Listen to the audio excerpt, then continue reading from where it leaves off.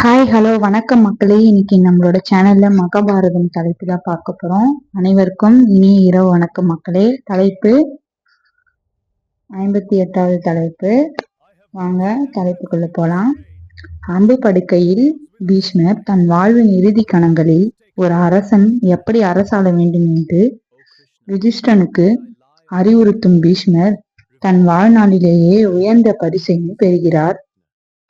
அரசனாக பதவியேற்றது முதலே யுதிஷ்டன் எப்போதும் பக்தியுடன் பண்புள்ளவனாக, நம்பிக்கைக்குரியவனாக, பெரியவர்களை மதிப்பவனாகவும் இருக்கிறான். இதுதான் இவ்வளவு காலமும் பாண்டவர்களுக்கும் பக்கபலமாக இருந்து வந்திருக்கிறது.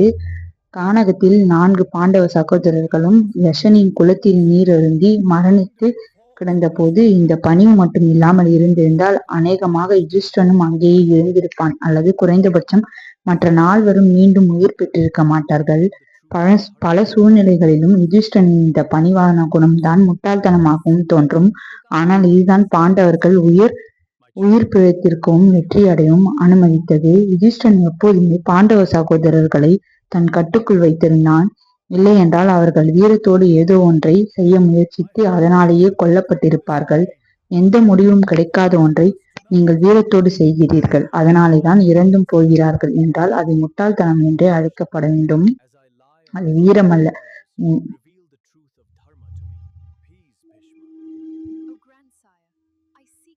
யுதிஷ்டனும் பாண்டவ சகோதரர்களும் தன் வாழ்வின் இறுதி கட்டத்திலிருந்து பீஷ்மரை சென்று சந்தித்தார்கள். தன் உடலை துளைத்த அம்புகளே படுக்கையாக போர்க்களத்திலேயே படுத்திருந்தார் பீஷ்மர். தன் மரண நேரத்தை தேர்ந்தெடுக்கும் மரத்தை அவர் பெற்றிருந்ததால் இறப்பதற்கு சிறந்த காலமாக கருதப்பட்ட உத்தராயண காலத்தில் உடலை விட்டு நீங்குவதற்கு அவர் முடிவு செய்திருந்தார். குருச்சேத்திர போர் டிசம்பர் 2வது வாரத்தில் குளிர்கால பகலிரவு நாளுக்கு சற்று முன்னதாக முடிவிட்டிருந்தது. எனவே பீஷ்மர் இன்னும் சிறிது காலம் காத்திருக்க நேர்ந்தது. அவர் உடலை நீங்கள் தேர்ந்தெடுத்த நாளே இப்போது பீஷ்மாஷ்டமி என்று வழங்கப்படுகிறது. அந்த அஷ்டமி தினத்தன்று பீஷ்மர் உடலை நீங்குவதற்கு முன்பாக பாண்டவ சகோதரர்கள் அவரை சுற்றி குழுமினார்கள். இப்போது ராஜ்யம் முழுவதுமாக பாண்டவர்கள் வசம் வந்துவிட்டால் புதிய அரசனாக தன்னால் இயன்ற அளவு சிறப்பான ஆட்சியை மக்களுக்கு வழங்க விரும்பி பீஷ்மரின் அறிவுரையை கேட்டான் யுதிஷ்டன். ஆனால் பீஷ்மர் வேதனையில் இருந்தார். எனவே அவர் கிருஷ்ணரை பார்த்து, எனக்குள் ஒரே ஒரு விருப்பம் மட்டுமே இருக்கிறது. கிருஷ்ணா, தயவு செய்து எனக்காக அதை நிறைவேற்று. நான் உன் உண்மையான ரூபத்தை பார்க்க விரும்புகிறேன். உன்னை முழுமையாக கண் குளிர தரிசிக்க வேண்டும் என வேண்டினாராம்.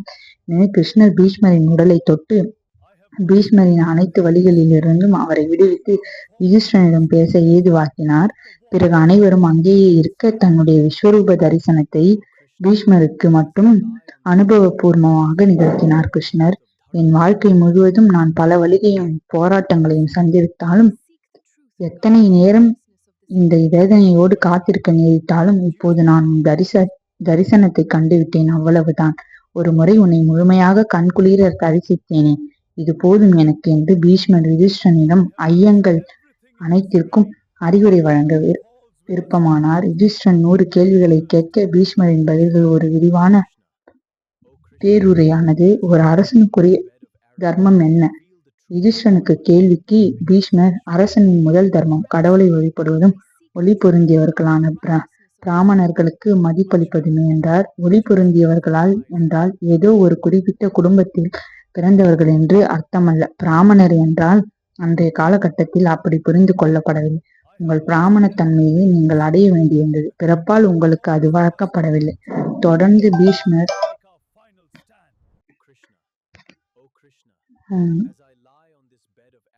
பீஷ்மர் ஒரு அரசன் தன் பலவீனங்களை மறைத்துக் கொள்ள வேண்டும். தனது எதிரிகளின் பலவீனத்தை அறிவதோடு அதை தனக்கு சாதகமாக பயன்படுத்தவும் அறிந்திருக்க வேண்டும். ஒரு நல்ல அரசன் இரக்க குணமுள்ளவனாக இருக்க வேண்டும். ஆனால் எப்போதும் பலவீனன் ஆகக்கூடாது. தனக்குள் தோன்றும் ஆழமான எண்ணங்களை அரசன் வேறு யாரிடமும் பகிர்ந்து கொள்ளக்கூடாது. அவனுக்கு நெருக்கமான ஆலோசகர்களாகவே இருந்தாலும் ஒரு அரசனின் தர்மத்தின் சாரமே அவனது மக்களின் வளர்ச்சியையும் மகிழ்ச்சியையும் பாதுகாப்பதுதான். தன் எதிரியின் தேசத்திற்குள் குழப்பம் ஏற்படுத்துவதில் அவன் தேர்ந்தவனாக இருக்க வேண்டும். தனது எதிரிக்கு உதவியாக இருப்பவர்கள் மத்தியில் தன் ஒற்றர்களை ஊடுருவச் செய்து அவர்களுக்குள் கருத்து வேற்றுமையை விதைக்கவும் அவன் அறிந்திருக்க வேண்டும். அரசாங்கத்தின் கஜானா எப்போதுமே நிரம்பி இருக்க வேண்டும். ஏனென்றால் செல்வ வளத்தில் இருந்துதான் அரசனின் ஆற்றல் வளரும். ஒரு அரசன் தனது மக்களையும் தனது ராஜ்யத்தையும் பாதுகாக்க தேவையான படபலத்தை வைத்திருக்க வேண்டும். அரசனது ஒற்றர்கள் மிக கடினமானவர்களாக, ஊழல் கரை படியாதவர்களாக, வலிமையானவர்களாக, நீண்ட காலத்திற்கு தனிமையில் இருக்கக்கூடியவர்களாக, வெப்பம், குளிர், வன்முறை, பசி என அனைத்தையும் தாங்கிக் கொள்ளக்கூடியவர்களாக இருக்க வேண்டும். ஒரு அரசன் தர்மவானாக இருந்து மட்டும் ஆட்சி செய்தால் போதாது. அவன் அதர்ம வழியிலும் செல்ல துணிபவனாக இருக்க வேண்டும். தங்கள் அரசனையே குடிமக்கள் முழுமையாக நம்பி இருப்பதால் தன் எதிரிகளிடம் கருணையற்றவனாக நடந்து கொள்ள ஒரு அரசன் தயங்கக்கூடாது. நம்பிக்கையற்ற வேலைகளில் தேவையான நம்பிக்கையை ஏற்படுத்த வேண்டும். ஒரு அமைச்சரை பயன்படுத்தி இன்னொரு அமைச்சரை அரசன் உளவு பார்க்க வேண்டும். ஒரு நல்ல அரசன் மலரிலிருந்து தேன் சேகரிக்கும் மண்டு போல வரி வசூலிக்க வேண்டும். மென்மையாக தன் மக்களுக்கு காயம் ஏற்படுத்தாமல், ஆனால் யாரெல்லாம் அரசனுக்கு நெருக்கமாக இருக்கிறார்களோ தனது சொந்த இரத்த பந்தங்களை தன் மரணம் போல் கருதி அஞ்ச வேண்டும். ஒரு அரசனுக்கு நெருக்கமான உறவினனாக இருப்பவன் எப்போதுமே அரசனுக்கு சமமானவனாகவே அல்லது அரசனுக்கு மேலானவனாகவே தன்னை கருதுவான். மற்ற யாரை விடவும் பொறாமை மிக்கவனாக இருப்பான். பெரும் உரையாக அது நீண்டது. பீஷ்மரின் மனம் எப்படிப்பட்டதாக இருந்தது என்பதை நீங்கள் அறிந்து கொள்ளவே இதை பார்க்கிறோம். தன் தேசத்தின் நலனுக்காக எதை செய்வோம் அவரது மனம் தயாராக இருந்தது. வேறு எதன் மீதும் அக்கறை காட்டாத தேசபக்தராக பீஷ்மர் இருந்தார். அப்படித்தான் தன் வாழ்க்கை முழுவதும் வாழ்ந்திருந்தார் பீஷ்மர். அதே அறிவுரையை யுதிஷ்டனுக்கு வழங்கினார். அடுத்த 36 ஆண்டுகளுக்கு மிகச்சிறந்த அரசனாக விளங்கிய யுதிஷ்டன் நிச்சயமாக இந்த அறிவுரைகளை ஒவ்வொன்றையும் பயன்படுத்தி கொண்டதோடு புதிதாக இன்னும் சிலவற்றை உருவாக்கியும் இருப்பான். இன்றைக்கு 58வது தலைப்பு நிறைவடைஞ்சிச்சு மக்களே. நாளைக்கு நம்ம இதை தொடர்ந்து 59வது தலைப்பு பார்க்கலாம். நம்மளோட சேனல் எல்லாம் லைக் பண்ணுங்க, ஷேர் பண்ணுங்க, சப்ஸ்கிரைப் பண்ணுங்க, கூடவே ஃபாலோ பண்ணுங்க, கமெண்ட்ஸ் பண்ணுங்க மக்களே. நன்றி, வணக்கம் மக்களே. Let the waters take our final stand.